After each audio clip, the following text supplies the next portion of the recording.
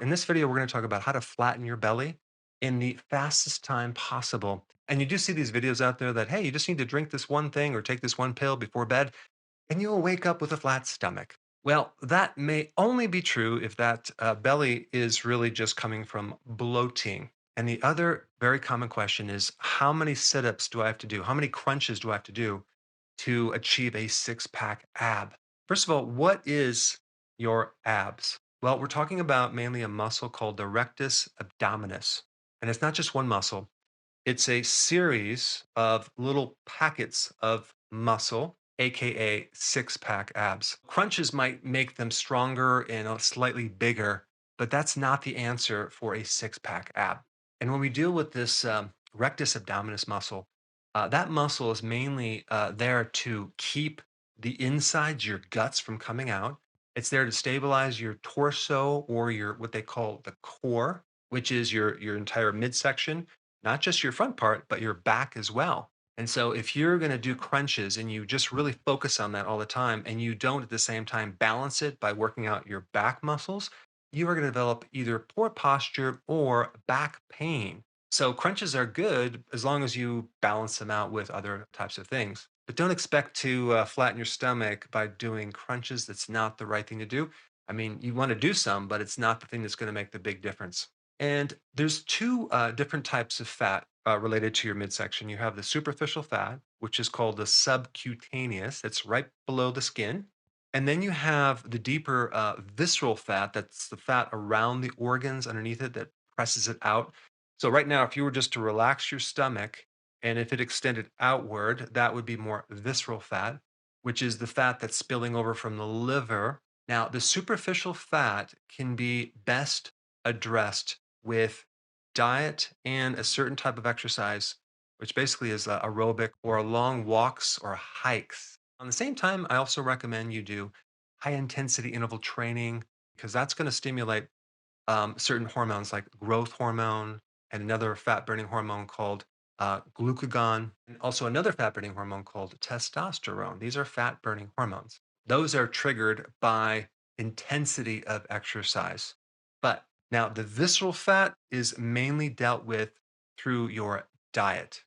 Exercise is important, but diet is way, way more important to get rid of the visceral fat because that visceral fat is mainly coming from too much insulin because you're eating too many carbs. You're eating in excess that's just ending up with extra fat around the liver and then it spills off around the abdominal area. So, just by going on a low carb diet within 2 weeks, you literally have the ability to remove up to 50% of the fat off the liver. Okay. And then you give it more time, and then you're going to see your stomach start shrinking more and more and more. All right. Let's shift gears to fat burning foods. Okay. Now, these are foods that stimulate the fat burning hormones. So, exercise is one way to stimulate fat burning hormones, but certain foods can also do it, like protein, for example. Protein can stimulate not just growth hormone and testosterone, but that other hormone called glucagon as well. And so people have these protein shakes. Sometimes they do the green shakes or protein powders combined with low starch vegetables. So, really, the meat and vegetables put you in a state of what's called ketosis, where your body is starting to burn fat. So, you notice I didn't say a high fat diet because that's not necessarily what keto is. It's low carb. One big reason I do recommend adding more fat initially to that diet is because it makes it easier to fast for longer periods of time because you're more satisfied. And then when you start to lose more fat, you might want to cut that back if you're really targeting the midsection. Because what we want to have happen is we want you in a state of fat burning. But if at the same time you are eating things that are causing a fat storage situation or stimulating the fat making hormone that's called insulin, it's the thing that nullifies all the good work when you eat carbs. I'm talking about refined carbs like the bread, pasta, cereal, crackers, biscuits, fruit, sodas, all of those. And by the way, those things actually make you hungry, which is not going to help this plan because you're going to be starving all the time. When we lower insulin by not eating carbohydrates, we actually live off our own fat and our hunger goes away. Now, you also have probably heard of all the fat burning supplements out there, like Garcinia cambogia, or raspberry ketones, or green tea extract, or caffeine, or certain extracts of chili peppers. All of these things tend to stimulate your metabolism. But again, if you're consuming things that are increasing your insulin, those are going to be very expensive urine because they're going to go right through you. They're not going to work. So I wanted to make a big point about that because you have to understand levels of importance, things that are really, really important and things that are trivial and things that are dependent on other things. Because the last thing I want you to do is, have this great diet, but you're eating these little carbs on the side, and you kind of nullify all this good results. Another factor that's very important is the frequency of eating. Okay, if you're snacking, if you're eating between meals, that can slow things down. Why? Because one of the triggers for insulin, the fat storing hormone, is eating in general. So the less you eat, the better, like 2 meals a day or even 1 meal a day.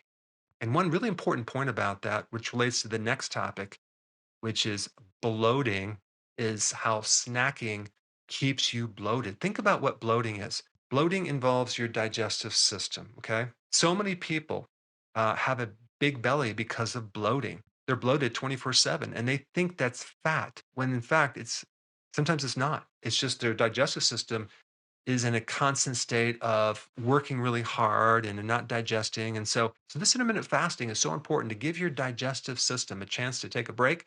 So the combination of eating too frequent and overeating will create bloating. And I see it all the time, especially when people after they eat, they just like their stomach is just completely, distended. If you do infrequent eating, I promise you, you'll do much, much better. This happens if you eat and you get bloated right away. It could mean that you need more acid in your stomach. And I recommend betaine hydrochloride. That's a natural remedy for bloating and gas, things like that. And you would probably want to take quite a few in the beginning, maybe 5, 6, or 7 small little tablets right before you eat. Okay. And you take that and then you eat. And then you'll find that an extra acid will help break things down much, much better. And in some people, they need more bile salts from their gallbladder. So you would take like a gallbladder formula right after the meal, maybe one or two, to help more of that. And so the lack of acid and the lack of bile can create a lot of digestive bloating, things like that. And of course, certain things like fruit will bloat people all day long. The sugar in yogurt can bloat you. And of course, the obvious stuff like the beans and the grains and all that will totally keep you bloated. And even when someone gets on a ketogenic diet and they have these little snacks with almond flour and sugar alcohols like xylitol, erythritol. Oh, it's low sugar, but they put all these sugar alcohols that will just bloat the heck out of you. And then also these new functional fibers like tapioca fiber or soluble corn fiber. Boy, that will just bloat you. And these so-called clean, healthy, plant-based green shakes or protein shakes. You look at the ingredients, there's like millions of things in there, all these fruits, all these different fibers. Boy, you drink that, you're just going to be bloated, walk around, just feel distended. Not good if you're trying to have a flat stomach. And that relates to if you have IBS or some type of inflammatory condition in your gut and you're doing salads and you're doing nuts and things like that, you probably want to go on the carnivore for a while because if you have bloating, you're not going to be able to digest these things. And all it's going to do is going to ferment in the wrong place. It's going to ferment in your small intestine when it should ferment in the large intestine. And fermentation is basically where the microbes are eating up the sugars in it. The last thing I'm going to mention, and that is stress, cortisol. Cortisol is a stress hormone that will literally not only cause bloating, but also the stress basically turns things into more sugar, and then that causes more fat. So, when I mentioned the insulin being a really key factor in whether you're going to lose weight or not, cortisol is almost at the same level.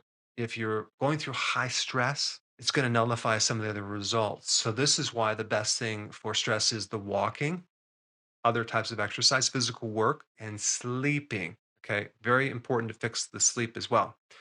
The other challenge that happens with women that are postmenopausal is that their adrenal glands are now having to back up the ovaries. And so we have the situation where now they get more belly fat. So make note of that and do what you can if you're going into menopause. But I can't overemphasize the very important diet that you need to be on. And for that, you should watch this video right here.